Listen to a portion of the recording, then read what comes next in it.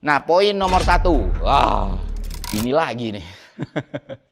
Gini, bagi hasil itu dana yang diturunkan pusat ke Pemda. Sedangkan PAD adalah pendapatan yang didapat dari Pemda yang asalnya dari aktivitas ekonomi di masyarakat. Jadi, bagi hasil sama PAD, kalau lu bandingin, itu gimana? Narasi ini jelas keliru total secara konseptual dan teknis fiskal. Jadi kita bedah satu-satu. Karena pertama konsepnya nih ya, kayak gue bilang tadi, PAD itu ngejelasin seberapa aktif aktivitas ekonomi yang dilakukan masyarakat lokal sehingga mampu menghasilkan pajak, retribusi, pendapatan asli dari aset maupun layanan daerah. Nah, secara sederhana, PAD adalah ukuran kesehatan ekonomi lokal.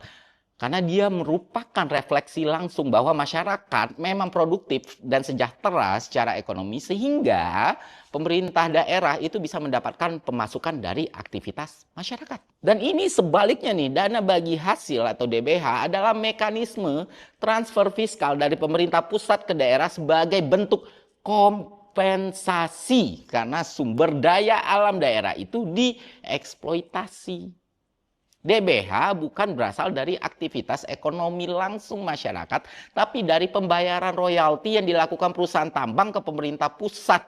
Dengan kata lain, DBH adalah dana kompensasi. Lu ngerti dana kompensasi? Itu uang pengganti karena SDA lu udah dikeruk, diambil, dirampok, dan lain sebagainya.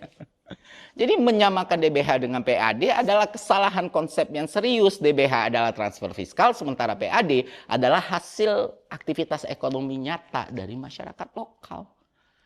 Dan DBH tidak sama sekali Bapak Ibu menggambarkan kesejahteraan lokal. DBH memang jumlahnya besar, tapi harus dipahami alokasi dan penggunaannya juga sangat spesifik. Sudahlah keluar itu DBH bisa aja dipakai untuk belanja lain yang memang tidak langsung menyentuh masyarakat. Nggak otomatis itu DBH menciptakan kesejahteraan di level akar rumput. Faktanya banyak daerah penghasil SDH besar yang menerima DBH yang tinggi, tapi kemiskinan dan ketimpangan ekonominya juga masih sangat tinggi. Kenapa? Karena ya itu tadi, DBH itu hanya sekadar transfer fiskal, bukan bukti aktivitas ekonomi masyarakat. Ketika tambangnya habis, DBH-nya juga habis. Sedangkan PAD kan dia bisa ngegulung terus kalau ekosistemnya baik. Kalau ekosistemnya baik, ekonominya baik, masyarakatnya sejahtera. Jadi ya membandingkan antara DBH dan PAD ini kayak membandingkan uang ganti rugi karena rumah dirusak dengan penghasilan rutin dari usaha sendiri. Sumbernya beda, sifatnya beda, dan dampaknya beda total. Oke, semoga ini memberikan kalian penjelasan soal logical fallacy dan menjawab 7 poin yang disampaikan oleh ASN ini.